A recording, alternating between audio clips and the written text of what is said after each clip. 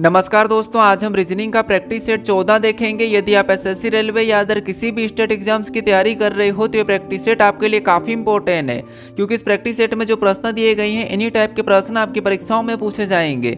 यदि आप इस वीडियो में नए भी हो तो भी कोई बात नहीं, मैं आपको यहाँ पर शॉर्टकट तरीके से प्रश्नों को सोल्व करना सिखा दूंगा। तो चलिए हम शुरू करते हैं प्रश्न 1 से। हमें यहाँ पर पहला प्रश्न दिया है। प्रश्न कह रहा है कि उस विकल्प का चयन कीजिए जो तीसरे पद से उसी प्रकार संबंधित है जैसे दूसरा पद पहले पद से और छठा पद पांचवें पद से संबंधित है। यानी कि यहाँ पर जिस प्रकार 98 और 115 का जो आपस में संबंध है और उसी प्रकार से यहाँ पर 67 और 84 का जो आपस में संबंध है, उसी प्रकार से हमें यहाँ पर 74 के साथ कौन सी संख्या होगी यह हमें बताना है। ठीक है, अब ये जो हमारा प्रश्न है एनालॉजी का प्रश्न है, नंबर एनालॉजी का प्रश्न है। तो सबसे पहले हम यहाँ पर ये पता करेंगे कि जैसे प्रश्नवाचक चिन्ह हमारा इस समूह में यहाँ पर इस साइड दिया है, तो यहाँ पर हम कोशिश करेंगे कि यहाँ पर 115 98 से कैसे लिखा है और यहाँ पर 67 से 84 कैसे लिखा है, ये सबसे पहले हम पता करेंगे। ठीक है, फिर हम क्या करेंगे, सेम तरीके से यहाँ पर संख्या को बताएंगे। तो अगर हम यहाँ पर संख्या को ध्यान से देखेंगे तो संख्या में यहाँ पर छोटी छोटी संख्या दिख रही है। अगर संख्या बड़ी होती तो वहाँ पर हम क्या करते हैं, वर्ग या घन करके देख लेते हैं। लेकिन यहाँ पर छोटी संख्या दिख रही थी, जैसे यहाँ पर अगर हम 98 से 115 को देखेंगे तो यहाँ पर क्या हो रहा था आपको, 98 से अगर हम 115 को देखते तो यहाँ पर हमारे पास अंतर है। ठीक है, छोटी संख्या तो हम क्या करेंगे, अंतर करेंगे। तो 98 से 115 मतलब यहाँ पर कितना प्लस हो रहा है, यहाँ पर 17 प्लस किया है। कितना, 17 प्लस किया है। अब सेम तरीके से यहाँ पर भी अंतर देखेंगे, यहाँ पर 67 से 84 को यहाँ पर कितना प्लस किया है, तो यहाँ पर 67 से 84 मतलब यहाँ पर भी 17 प्लस हो रहा है। कितना प्लस हो रहा है, 17 प्लस किया है। ठीक है, तो सेम तरीके से यहाँ पर हम क्या करेंगे, 74 से संख्या को बताने के लिए 17 ही प्लस करेंगे। तो यहाँ पर क्या करेंगे, जब हम यहाँ पर 74 में 17 को प्लस कर देंगे, जब हम यहाँ पर 74 में 17 को प्लस करेंगे तो यहाँ पर 74 17 कितने होते हैं, तो वो हमारे पास होते हैं 51 होते हैं। तो जो प्रश्नवाचक चिन्ह यहाँ पर क्या होना चाहिए, 51 होना चाहिए। तो ऑप्शन में देखेंगे 51, तो ऑप्शन नंबर ए में दिया है, तो ऑप्शन नंबर ए हमारा यहाँ पर सही जवाब हो जाएगा। ठीक है, अब चलिए हम बढ़ते हैं प्रश्न 2 पे। अब 2 नंबर का प्रश्न दिया है। प्रश्न यहाँ पर कह रहा है कि एक निश्चित कोड भाषा में FLEECE को यहाँ पर EFCLEE लिखा गया है और OVERCOAT को यहाँ पर TOAVOECR लिखा गया है, तो उसी भाषा में MITTEN को कैसे लिखा जाएगा, यह हमें प्रश्न पूछा है। ठीक है, अब ये जो हमारा प्रश्न है ये कोडिंग डिकोडिंग का प्रश्न है। तो सबसे पहले हम देखेंगे जिसे यहाँ पर हमारे पास जो कोड दिया है वो लेटर का कोड लेटर ही दिया है। ठीक है, यहाँ पर हमारे पास जो कोड दिया है वो क्या दिया है, लेटर का कोड लेटर ही दिया है। तो जब भी आपको कोडिंग डिकोडिंग में लेटर का कोड लेटर ही दिया जाता है तो उस कंडीशन में क्या करते हैं, या तो लेटर को क्या करते हैं, क्रॉस करके उसी प्रकार के लिखा जाता है, या फिर इसमें माइनस या प्लस करेंगे अल्फाबेट में, या फिर उसका विपरीत लिखा होगा। ठीक है, ये 4 चीज़ें होती है। तो यहाँ पर देखिए, अगर हम यहाँ पर ध्यान से देखते हैं तो यहाँ पर हमारे पास क्या है कि एक एक लेटर को देखने की ज़रूरत नहीं है। यहाँ पर जो लेटर हमें यहाँ पर दिखाई दे रहा है वही की वही लेटर हमारे पास यहाँ पर भी है, और इसमें जो लेटर है वही की वही हमें यहाँ पर भी दिखाई दे रही है। इसका मतलब ये है कि यहाँ पर क्रॉस मेथड है। ठीक है, अब क्रॉस मेथड कैसी है तो यहाँ पर हम चेक कर दें। जैसे अगर हम यहाँ पर देखेंगे, जैसे हमारे पास यहाँ पर पीछे डबल ई दिख रहा है, यानी कि बीच वाले को उठाकर हम क्या करेंगे, पीछे ले जाएंगे। यानी कि बीच वाले इन दोनों को उठा के क्या करेंगे, वैसा कि वैसा पलटा के पीछे ले जाएंगे, तो यहाँ पर ये वैसे कि वैसे पीछे चले जाएंगे। और सेम यहाँ पर नीचे चेक करते हैं, यहाँ पर क्योंकि ये इन दोनों में से बीच था तो यहाँ पर भी बीच में देखेंगे तो यहाँ पर क्या है, RC बीच में, और इनको भी क्या करेंगे, पलटा के पीछे ले जाएंगे। तो यहाँ पर ये पलटा के पीछे लिखा हुआ। ठीक है, तो इसी तरीके से क्या करेंगे, इसमें भी यहाँ पर क्या करेंगे, TTEN में क्या करेंगे, इनको भी पीछे उठा के ले जाएंगे। तो TT को हम क्या करेंगे, पहले पीछे ले जाएंगे। तो पीछे ले जाएंगे तो यहाँ पर T और T किधर चले जाएंगे, तो T और T पीछे चले जाएंगे। ठीक है, उसके बाद फिर हम देखते हैं कि और क्या हो रहा है। जैसे यहाँ पर देखेंगे तो TOAVOE है। ठीक है, यानी ये जो हमारे पास 3 इधर के और 3 इधर के, ठीक है, तो इनको ही पलटा रखा। कैसे पलटा रखा था, जैसे अगर हम देखते हैं तो यहाँ पर क्या करा, इसने टी जो पीछे का था इसे आगे लिख दिया। यहाँ पर भी देखिए जो पीछे का था इसे आगे यहाँ पर लिख देता। तो हम क्या करेंगे, जो पीछे का है इसे भी हम क्या करेंगे, इसमें आगे लिख देंगे। तो जो पीछे का उसे हम क्या करेंगे, एक उठा के आगे लिख देंगे, तो एन कहाँ जाएगा, आगे आ जाएगा। अब अगर एन आगे आ जाएगा तो ऑप्शन में देखिए एन है क्या, तो एन हमें ऑप्शन में दिख रहा है। और जो आगे था, आगे का था, यहाँ पर जैसे आगे का क्या था, ओ था, तो उसको क्या करा, इसके पास लिख दिया।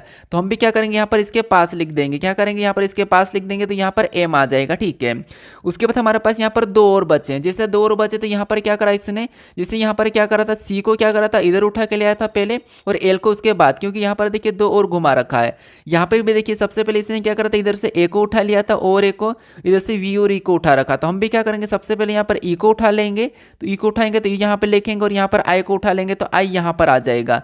अब ये ऑप्शन में देखिए कहाँ पर NM NMEITT। तो ये ऑप्शन में देखेंगे तो ऑप्शन नंबर बी में दिखाई दे रहा है, तो ऑप्शन नंबर बी हमारा यहाँ पर सही जवाब हो जाएगा। ठीक है, बस यहाँ पर उन्हीं लेटरों को क्या करा था, यहाँ पर पलटा के लिखा गया है। अब चलिए हम बढ़ते प्रश्न 3 पे। अब 3 नंबर का प्रश्न दिया है। प्रश्न यहाँ पर कह रहा है कि उस संख्या की पहचान करें जो निम्नलिखित श्रृंखला में से श्रृंखला से संबंधित नहीं है। मतलब यहाँ पर हमारे पास एक श्रृंखला है, ठीक है, इस श्रृंखला में सभी संख्या लिखिए, लेकिन एक संख्या ऐसी है जो इस श्रृंखला से संबंधित नहीं है, ये हमें बताना है। ठीक है, तो यहाँ पर देखिए संख्या को ध्यान से देखेंगे तो संख्या हमारे पास यहाँ पर धीरे धीरे बढ़ रही है। तो यहाँ पर हम क्या करेंगे, अगर संख्या बढ़ रही है तो यहाँ पर हम अंतर ही देखेंगे। तो अंतर देखिए, जैसे यहाँ पर 460 से 461 को देखते तो यहाँ पर कितने का अंतर है, तो आपको यहाँ पर +1 किया है, कितना प्लस किया है, +1। फिर यहाँ पर 461 से क्या करेंगे, 469 को देखेंगे तो यहाँ पर कितना प्लस हो रहा है, तो यहाँ पर 61 से 69, मतलब यहाँ पर प्लस कितना हो रहा है, तो यहाँ पर +8 हो रहा है। कितना प्लस हुआ है, तो यहाँ पर +8 हो रहा है। ठीक है, यहाँ पर 8 प्लस किया है। फिर अगर हम यहाँ पर देखिए 469 से 496 को देखेंगे तो यहाँ पर कितना प्लस हो रहा है, तो यहाँ पर 1 प्लस, यहाँ पर 8 प्लस, और यहाँ पर कितना प्लस दिख रहा है, तो यहाँ पर हमारे पास 27 प्लस दिख रहा है। कितना, 27 प्लस। ठीक है, उसके बाद 496 यहाँ पर 560 को देखेंगे तो यहाँ पर कितना प्लस हो रहा है, तो 496 से 560, मतलब यहाँ पर 64 प्लस हो रहा है। कितना प्लस हो रहा है, तो यहाँ पर हमारे पास जो प्लस हो रहा है वो कितना हो रहा है, 64 प्लस हो रहा है। ठीक है, अब यहाँ पर 64 प्लस हो रहा है। और यहाँ पर अगर हम देखेंगे 560 से यहाँ पर 695 का, तो यहाँ पर कितना प्लस हो रहा है, तो 560 से 695 मतलब यहाँ पर 135 प्लस हो रहा है। कितना, 135। अब यहाँ पर देखिए इसमें से अलग कौन सा, ये हमें बताना है।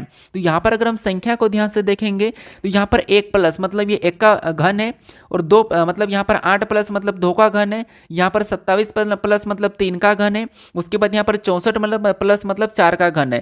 तो यहाँ पर 5 का घन प्लस होना था, यहाँ पर 5 का घन प्लस होना था, लेकिन यहाँ पर 135 प्लस हो रहे हैं। ठीक है, यहाँ पर 135 प्लस हो रहे, तो ये जो संख्या हमें यहाँ पर इस श्रृंखला से संबंधित नहीं है। ठीक है, क्योंकि यहाँ पर श्रृंखला के हिसाब से 125 प्लस होना था, क्योंकि 5 का घन प्लस होना था, लेकिन यहाँ पर 135 प्लस हो रहा है, तो यहाँ पर 135 प्लस नहीं होगा, यहाँ पर 695 नहीं आएगा। ठीक है, तो यही वाली संख्या गलत है। तो ऑप्शन में देखेंगे तो ऑप्शन नंबर डी में दिया है, तो ऑप्शन नंबर डी हमारा यहाँ पर सही जवाब हो जाएगा। ठीक है, क्योंकि हमें यहाँ पर प्रश्न पूछा था कि जो संबंधित नहीं है उसका हमें यहाँ पर बताना था। अब चलिए हम बढ़ते हैं प्रश्न 4 पे। अब 4 नंबर का प्रश्न दिया है। प्रश्न यहाँ पर कह रहा है कि विषम संख्या युग्म का ज्ञात कीजिए, विषम संख्या युग्म ज्ञात कीजिए, ये हमें प्रश्न पूछा है। ठीक है, तो यहाँ पर हमें 4 विकल्प दिए, 4 में हमारे पास यहाँ पर कुछ संख्या समूह में दिए। ठीक है, इसमें से 3 किसी न किसी प्रकार की समान है, एक अलग है, उसका हमें यहाँ पर चयन करके बताना है।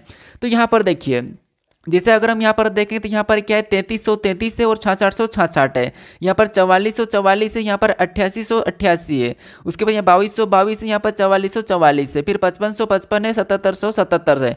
मतलब यहाँ पर अगर हम संख्या को ध्यान से देखते तो ऑलमोस्ट यहाँ पर 2 गुना दिखाई दे रहा है। कैसे, जैसे यहाँ पर देखिए 3333 का 2 गुना कितना होगा, तो आपको होगा 6666, उसके बाद 4444 का 2 गुना 8888, उसके बाद 2222 का 2 गुना यहाँ पर 4444 हो जाएगा। यानी कि यहाँ पर क्या है, तो आपको यहाँ पर भी 2 गुना है और यहाँ पर भी 2 गुना है और यहाँ पर भी 2 गुना है।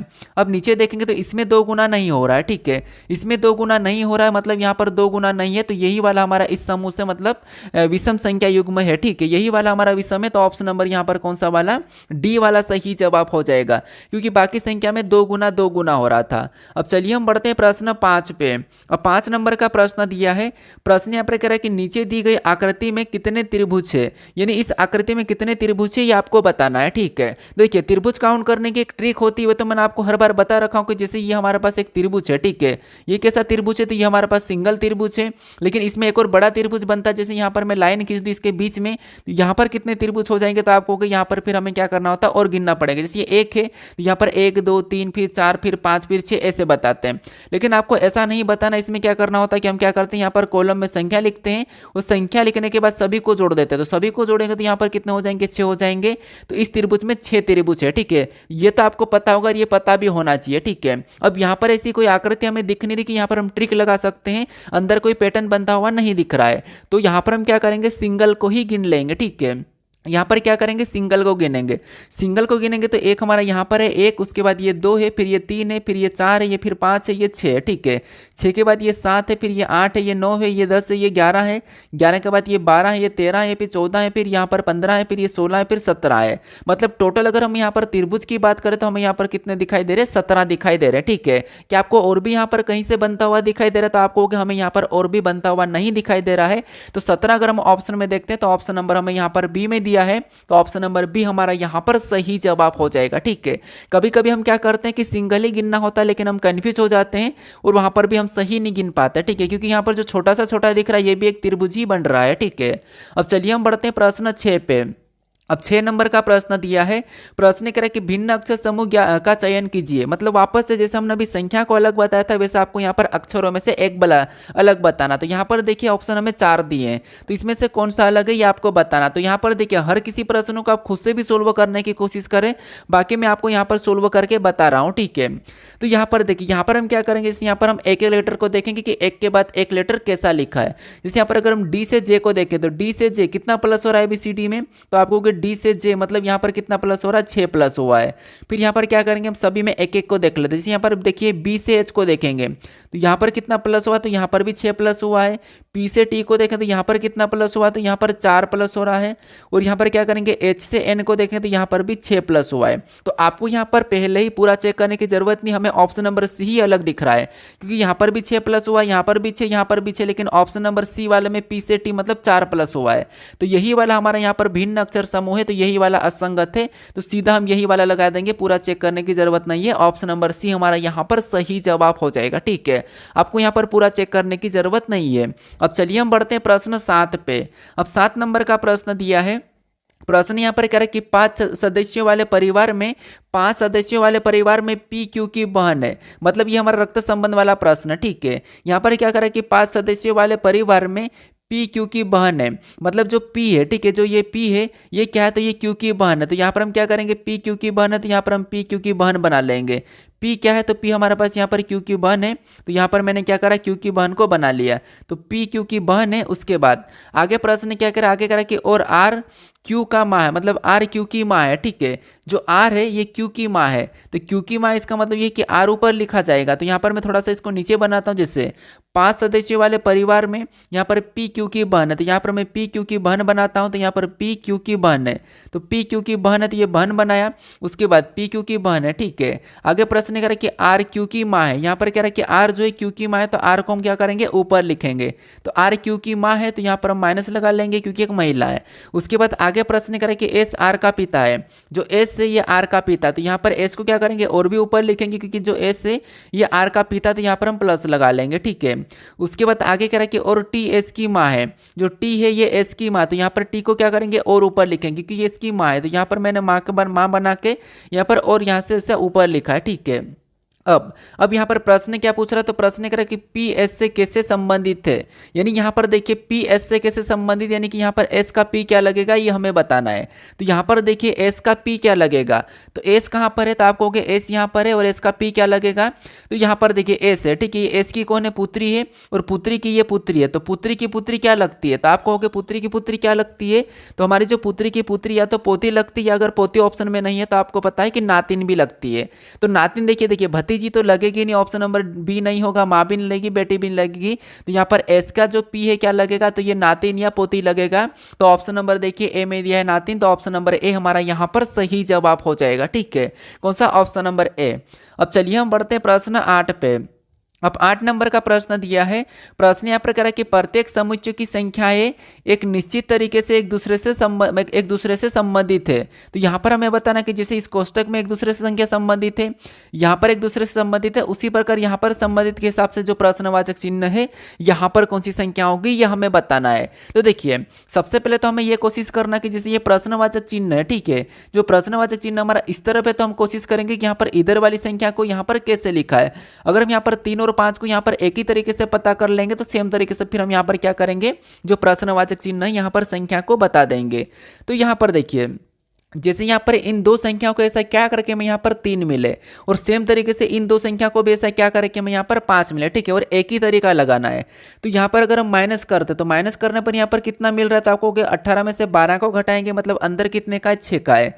यहाँ पर कितना है, तो यहाँ पर 6 है, ठीक है। माइनस कितना है, 6 है, मतलब यहाँ पर 6 का अंतर है। और यहाँ पर कितना लिखा, 3, यानी कि इसका आधा करेंगे तो यहाँ पर कितना आ जाएगा, 3 आ जाएगा। तो यहाँ पर हम 3 बता दिए, ठीक है।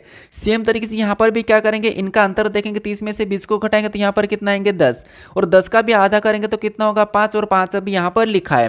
तो लॉजिक हमें क्या मिल रहा है कि माइनस करके उसका आधा कर देना, मतलब 2 से भाग दे देना, ठीक है। आधा का मतलब भी क्या होता है, 2 से भाग देना है। तो वैसा कि वैसा। तो यहाँ पर भी क्या करेंगे, प्रश्नवाचक चिन्ह की जगह संख्या बताने के लिए सबसे पहले तो यहाँ पर हम माइनस करेंगे। तो यहाँ पर 36 में से 18 को, मतलब 54 में से 36 को माइनस करेंगे तो यहाँ पर कितना बचेगा, 18 बचेगा। और 18 का हमें यहाँ पर संख्या बताने के लिए क्या करना है, आधा करना। तो आधा करेंगे तो यहाँ पर क्या आना चाहिए, 9 आना चाहिए। क्या ऑप्शन में 9 दिया है, तो ऑप्शन में हमें 9 दिया है, ऑप्शन नंबर डी में दिया है, तो ऑप्शन नंबर डी हमारा यहाँ पर सही जवाब हो जाएगा, ठीक है। कौन सा, ऑप्शन नंबर डी। अब चलिए हम बढ़ते हैं प्रश्न 9 पे। अब 9 नंबर का प्रश्न दिया है। प्रश्न यहाँ पर देखिए हमें कथन दिया है और यहाँ पर हमें निष्कर्ष दिया है। तो सबसे पहले हमें कथन को यहाँ पर सत्य मानना है, कथन को समझना है, फिर उसके बाद उसके बारे में निष्कर्ष से क्या कह रहा है हमें ये देखना है। तो सबसे पहले कथन को समझिए कि कथन क्या कह रहा है, ठीक है। तो यहाँ पर कथन कह रहा है कि कुछ जींस, यहाँ पर मान लो ये कोई जींस है, ठीक है। यहाँ पर मैं जींस का गोल कर देता, मतलब डायग्राम बना रहा हूँ। और कुछ जींस इसका कहना है कि पैंट है, मतलब क्या कह रहा है कि कुछ जींस क्या है, पैंट है। आप ये मत कहना कि जींस और पैंट तो एक ही होते हैं, मतलब जींस ठीक है, जींस और पैंट थोड़े से ये कि पैंट को ही हम, मतलब जींस को हम पैंट भी कह सकते हैं, ठीक है। यानी कि इनमें कपड़े में चेंज होता है, लेकिन कुछ जींस पैंट है इसका कहना है। तो आप एक ही मत समझना, ठीक है। यहाँ पर कह रहा है कि कुछ जीन्स पेंट है, तो यहाँ पर हम क्या करेंगे, जैसे यहाँ पर देखिए कुछ जीन्स पेंट है, तो यहाँ पर कुछ वाला हिस्सा लेकर यहाँ पर पेंट का बना लेंगे, ठीक है।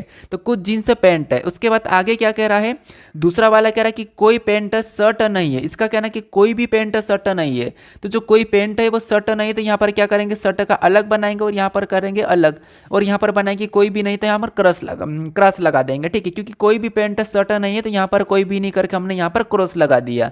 अब तीसरा वाला क्या कह रहा है, तीसरा जो हमें यहाँ पर कह रहा है कि कुछ शर्ट टी शर्ट है। अब कुछ शर्ट टी शर्ट है, तो यहाँ पर कुछ शर्ट टी शर्ट है, तो यहाँ पर क्या करेंगे, कुछ शर्टों को टी शर्ट में बना लेंगे, ठीक है। कुछ शर्ट टी शर्ट है।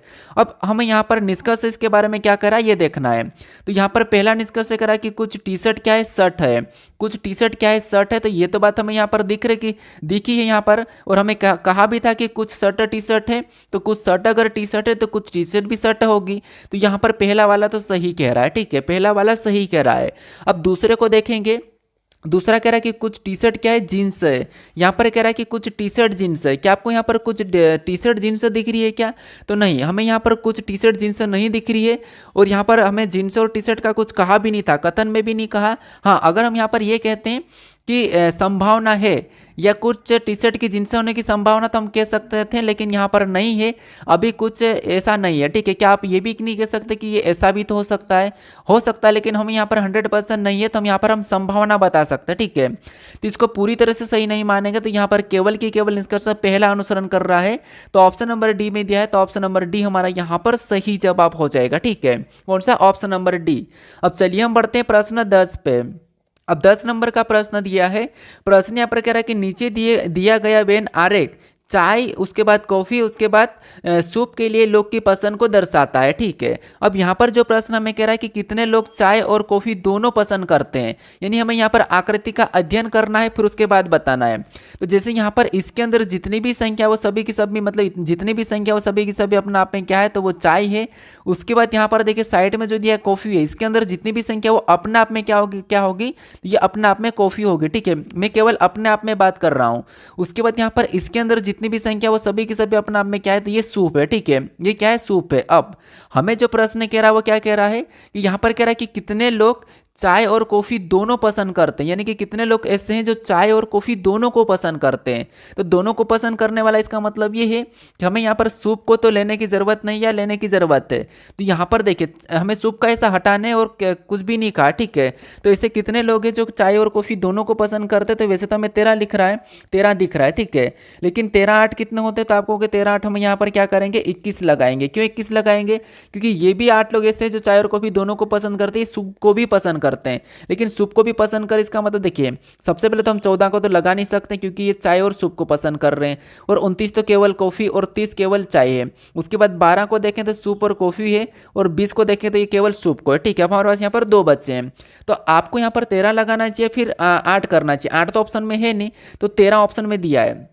13 ऐसे लोग जो प्रॉपर तरीके से चाय और कॉफ़ी पसंद करते हैं, लेकिन हमें ये थोड़ी ना कहा कि कोई दूसरा भी पसंद करने वाला ना हो सकता है। हमें तो सिर्फ चाय और कॉफ़ी, तो चाय और कॉफ़ी में भी 2 लोग दिख रहे हैं, तो 13 और 8। ठीक है, तो 13 8 कितने होते थे? 21 होते। तो चाय और कॉफ़ी कितने लोग पसंद करते हैं? 21 लोग पसंद करते हैं। ठीक है, तो यहाँ पर अगर हमें कहता है कि जो सूप को नहीं पसंद करते ये कहता, तो हम केवल 13 लगाते हैं, लेकिन इसने सूप को छेड़ा ही नहीं, तो हम क्या करेंगे यहाँ पर दोनों को जोड़ लेंगे। तो 21 हुए, तो ऑप्शन नंबर सी हमारा यहाँ पर सही जवाब हो जाएगा। ठीक है, कौन सा? Option number C. अब चलिए हम बढ़ते हैं प्रश्न 11 पे। अब 11 नंबर का प्रश्न दिया है। प्रश्न यहाँ पर कह रहा है कि यदि दी गई शीट को मोड़कर एक घन बनाया जाए तो निम्न में से कौन सी आकृतियां बनना संभव है? संख्या केवल घनों के फलकों को इंगित करने के लिए दी गई है। ठीक है, मतलब यहाँ पर जो हमें ऑप्शन में दिया है इस घनों को, मतलब इसमें संख्या दी है, घनों को फलकों को इंगित करने के दिया है। मतलब कुल मिला के ये है कि जो हमारे पास खुला पासा है इसको बंद करेंगे तो कैसा दिखाई देगा, कैसा बनेगा, ये हमें प्रश्न पूछ रहा है। तो सबसे पहले आपको यहाँ पर विपरीत पता होना चाहिए। जैसे यहाँ पर 3 का विपरीत क्या है, तो 3 का विपरीत हमारे पास 4 निकल रहा है, और यहाँ पर देखेंगे 5 का विपरीत क्या है, तो 5 का विपरीत 6 निकल रहा है, और यहाँ पर और हम देखेंगे तो यहाँ पर 2 का विपरीत क्या है, तो 2 का विपरीत जो बचा हुआ है एक ही एक दूसरे का विपरीत है। ठीक है, यानी कि 3 का क्या है, 4 है, और 4 का 3 है। 6 का क्या है, 6 का 5 है, और 5 का 6 है, और 2 का क्या है, 2 का 3 है, और 3 का 2 है। ठीक है, ये आपस में विपरीत है, सॉरी 1 का 2 है, 2 का 1 है। ठीक है, अब हमें यहाँ पर देखना है कि ऐसा कौन सा पासा है जो, देखिए पासे पे आपको पता है कि जो बंद पासा होता है उस पर विपरीत हमेशा दिखाई नहीं देते हैं, छिपे हुए रहते हैं। ठीक है, विपरीत छिपे हुए रहते हैं, तो यहाँ पर विपरीत एक साथ दिखाई देंगे तो वो पासा नहीं बनेगा। तो जैसे अगर हम यहाँ पर देखें कि 5 और